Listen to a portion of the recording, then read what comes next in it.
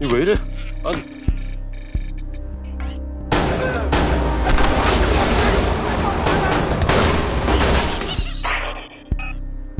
Halo kalian semua, apa kabarnya? Dan selamat datang di channel Kisah Kilat. Pada kali ini, kita akan membahas salah satu film kriminal paling keren dari Korea Selatan yang penuh aksi, tipu daya, dan perang kecerdikan antara polisi, hacker, dan pengusaha licik.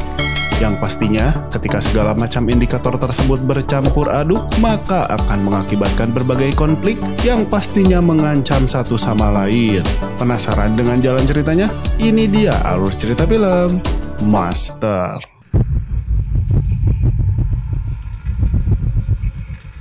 Film ini dibuka dengan suasana megah di sebuah gedung perkantoran elit di kota Seoul. Terlihat juga seorang pria berpakaian jas rapih berjalan dengan langkah tenang namun penuh dengan wibawa.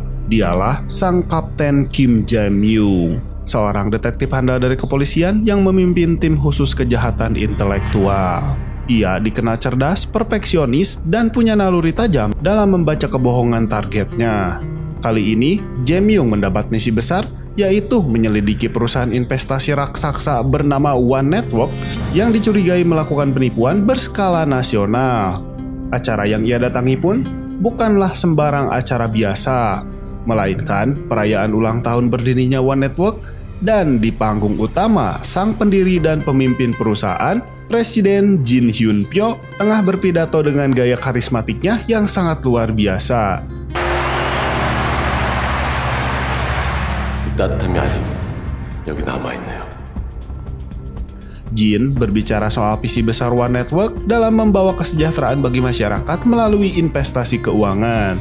Kata-katanya terdengar meyakinkan, membuat banyak investor di ruangan itu terharu dan kagum dengan dirinya.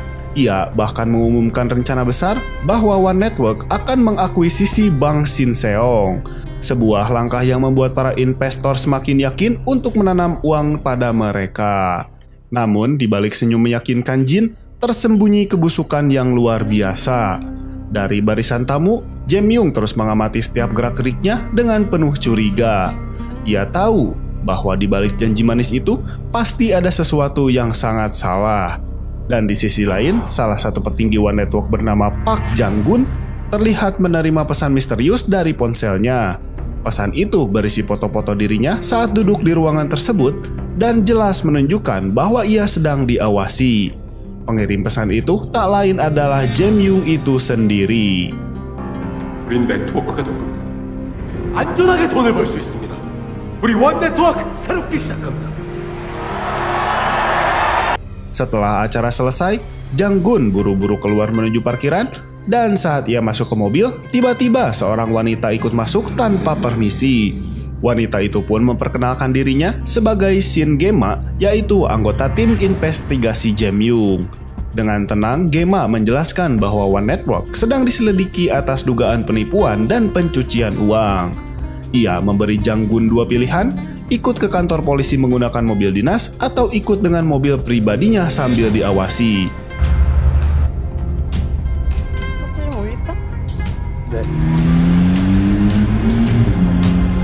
Sesampainya di kantor polisi, Jang-gun langsung diinterogasi oleh Kapten Jae-myung dan di sana terbongkarlah sebagian rahasia dari One Network yang kemudian Jang-gun menjelaskan bahwa perusahaan itu menjanjikan keuntungan besar setiap harinya kepada para investor. Namun, semua itu hanyalah tipu daya dan uang yang diberikan ke investor lama sebenarnya berasal dari investor yang baru. Cara itu pun sudah dikenal dengan skema Ponzi klasik. Dan bedanya, Jin menjalankan skema ini dengan sistem super canggih dan jaringan yang kuat hingga ke dunia politik. Namun, Jae-myung tahu Jang-gun bukanlah sekedar korban. Ia adalah otak teknologi One Network, yaitu hacker utama yang merekayasa data keuangan agar tampak legal di mata publik. Karena itulah, Jae-myung tak bisa langsung menahannya. Dan sebaliknya, ia menawari kesepakatan Jang-gun bisa bebas dari hukuman jika ia mau bekerja sama dengan pihak kepolisian. Jae-myung hanya meminta dua hal, yaitu lokasi ruang komputer rahasia One Network dan pembukuan pribadi Presiden Jin, yang tentunya berisi daftar pejabat penting yang terlibat dalam bisnis ilegal tersebut. Ia juga memerintahkan Jang-gun untuk menghentikan operasi pemusnahan barang bukti yang sedang dijalankan anak buahnya. Keluar dari kantor polisi, Jang-gun menabrakkan mobilnya ke mobil lain di parkiran. Terlihat aneh, ternyata itu adalah sebuah trik saja. Ia sengaja melakukannya agar punya alibi bahwa ia ditahan karena kecelakaan. Malam harinya, Presiden Jin memanggil Jang-gun dan tangan kanannya yaitu Kim Iman.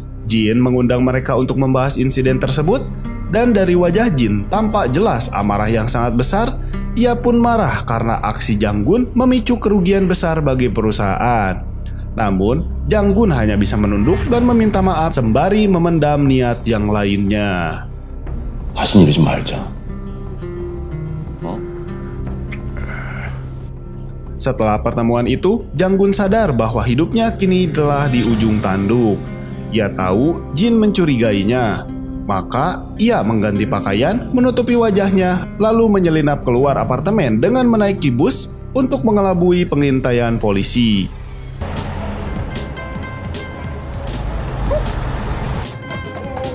Tujuannya menemui sahabat lamanya yaitu Han Kin Yong Nam, seorang hacker jenius yang dulu ikut membangun sistem rahasia One Network. Jang-gun menjelaskan situasi gawat yang mereka hadapi dan memohon bantuan sahabatnya tersebut. Ia mengajak Ki Yong Nam berpihak pada kepolisian, yang singkat cerita, mereka akan menanam virus Trojan ke komputer Presiden Jin, meretas rekening luar negeri miliknya, dan mencuri uang sebesar 50 miliar won sekaligus memberikan bukti kepada pihak kepolisian. Sementara itu, di sisi lain, Jae-myung dan timnya menemukan bukti yang cukup penting. Di sana terlihat ada keterlibatan pejabat Badan Pengawas Keuangan yang bersekongkol dengan Presiden Jin. Total kerugian negara pun diperkirakan mencapai 1 triliun won atau sekitar 11 triliun rupiah. Namun, meski skandal ini mulai mencuat, publik justru makin percaya dengan One Network. Media yang dikuasai orang dalam menggiring opini bahwa One Network adalah penyelamat ekonomi bagi rakyat. Kembali pada Jang-gun, virus Trojan yang ditanamnya pun mulai bekerja. Presiden Jin tampak sadar membuka akses rekeningnya. Itu pun memberi celah bagi tim hacker untuk masuk ke dalamnya. Namun, semua perangkatnya itu ternyata diawasi oleh Jae-myung. Ia menunggu saat yang tepat untuk menangkap semua pelaku sekaligus. Ketika polisi mulai bergerak, Jang-gun pun malah masuk ke perangkap mereka sendiri, di mana ia tertangkap dan dipaksa bekerja sebagai mata-mata polisi di dalam One Network. Sebagai bukti kesetiaannya, Jae-myung memberi pena kecil yang ternyata berfungsi sebagai alat penyadap suara bagi mereka. Dan terpaksa, Jang-gun menerima misi tersebut. Keesokan harinya, Jang-gun kembali menemui Presiden Jin dan berpura-pura royal pada dirinya. Ia ikut ke rumah sang presiden, dan di sana Jin menunjukkan ruang rahasianya, yaitu di balik lemari buku besar yang tersembunyi sebuah ruangan bawah tanah yang berisi dokumen penting dan daftar nama-nama pejabat elit yang selama ini membantunya mencuci uang. Dan saat itu juga, Jang-gun tahu ini adalah bukti yang diincar oleh Jae-myung. 그러니까 시원하게 한 잔씩 더 태워. 네 앞에 누워 있는지.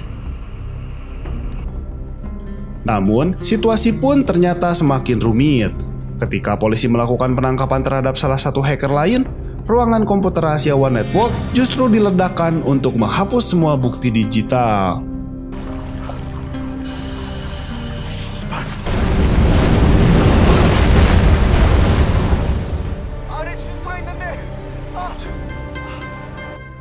Presiden Jin pun berhasil kabur bersama Kim Iman menggunakan kapal kecil menuju ke luar negeri.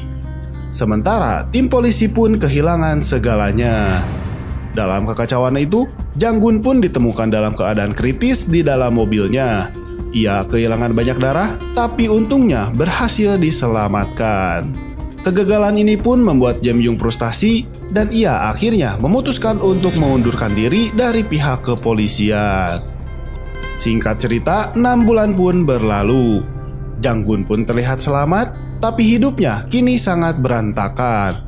Ia terlilit hutang, diburu debt collector, dan dicaci maki para korban penipuan One Network.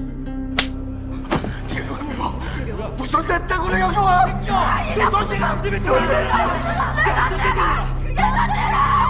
Setahun kemudian, Jae-myung pun menemukannya di tengah kerumunan orang yang memakinya. Dalam berita disebutkan bahwa mayat Presiden Jin dan Kim Iman ditemukan di tengah laut. Tapi Jae-myung menatap layar TV itu tanpa sedikit pun percaya dan ia yakin dua orang tersebut masih hidup di dunia. Dan benar saja, di tempat lain, Presiden Jin dan Kim Iman kini berada di Manila, di negara Filipina dengan identitas barunya. Mereka memulai bisnis baru bernama Choi Corporation. Mereka pun mengaku sebagai investor asing yang ingin membangun kota hijau untuk merevitalisasi kawasan kumuh di Manila. Namun, di balik proyek mulia itu, mereka menyiapkan skema penipuan yang jauh lebih besar dengan targetnya sendiri adalah pemerintah Manila. Mengetahui hal itu, Jae-myung memutuskan kembali beraksi. Ia pun merekrut kembali Jang-gun, Gema, dan Ki Yong-nam. Markas mereka pun kini berada di bekas ruangan komputer rahasia One Network dan misinya sangat jelas, yaitu menjebak Presiden Jin sekali lagi. Dan kali ini mereka berharap berhasil untuk selamanya.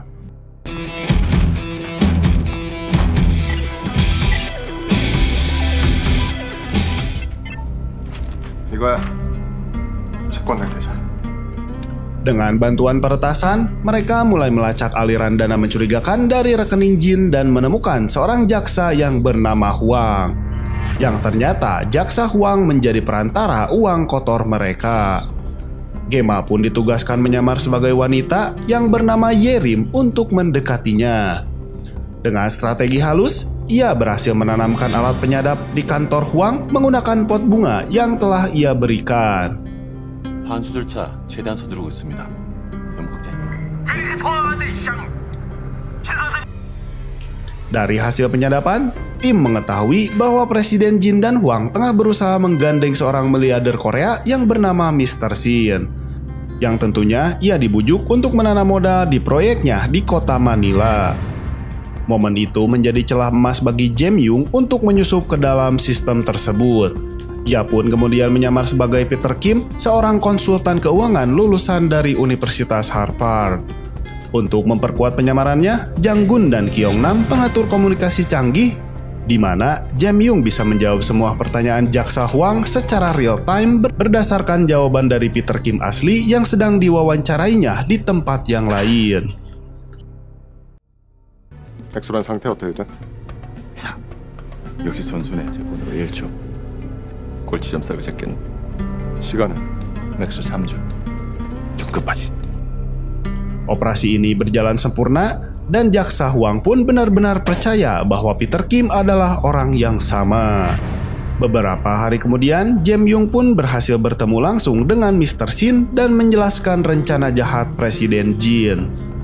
Dengan keyakinan penuh, Shin meminjamkan dana sebesar 3 triliun won kepada Jae-myung untuk menjebak Jin dalam transaksi palsu. Namun, permainan mereka semakin berbahaya. Kim Iman tiba-tiba menghubungi Jang-gun dan menawarinya kerjasama untuk mengkhianati Presiden Jin. Ia berjanji akan memberikan 600 miliar won dan buku pembukuan asli berisi semua nama elit politik. Dan tanpa sadar, Jang-gun kembali terjebak di tengah dua pihak yang saling menipu. Presiden Jin pun memanggil Peter Kim palsu ke kota Manila untuk melakukan transaksinya langsung.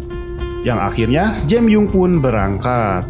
Sementara di Korea, Gema mengkoordinasi operasi penuh dari jauh. Namun, sesampainya di kota Manila, Jae-myung malah diculik oleh anak buah Presiden Jin dan semua alat komunikasinya disita di sana. Yang kemudian ia pun dibawa ke lokasi rahasia untuk diinterogasi. Di waktu yang sama, Kim Iman membawa Jang-gun untuk melancarkan rencana peretasan terakhirnya. Tapi sebelum sempat melakukannya, Kim Iman ditembak mati oleh anak buah Presiden Jin karena sudah ketahuan telah berkhianat. 정했어? 네? Yang akhirnya Jang-gun pun ditangkap dan dibawa ke hadapan si Presiden Jin.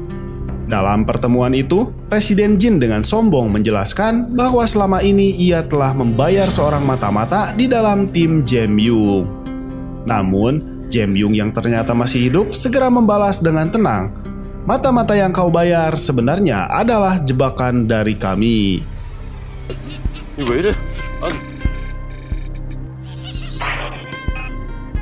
Saat itu juga, pasukan polisi Filipina yang telah bekerja sama dengan Jae Myung mulai mengepung tempat tersebut. Menyadari dirinya terjebak, Presiden Jin pun terlihat sangat panik. Ia menembak membabi buta dan melarikan diri sambil menyandera si Jang Gun. Dalam mobilnya, Jang Gun berpura-pura pingsan lalu menepis pistol Presiden Jin hingga pelurunya mengenai sopir tersebut. Mobil Jin pun kehilangan kendali dan akhirnya menabrak dengan cukup keras.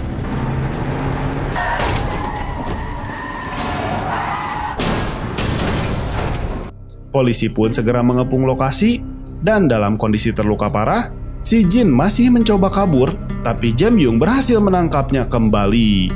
Penangkapan Presiden Jin Hyun Po menjadi berita besar di seluruh negara Korea Selatan.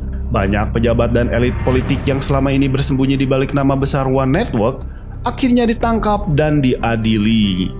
Korban-korban investasi bodong itu pun akhirnya mendapatkan kembali uang mereka.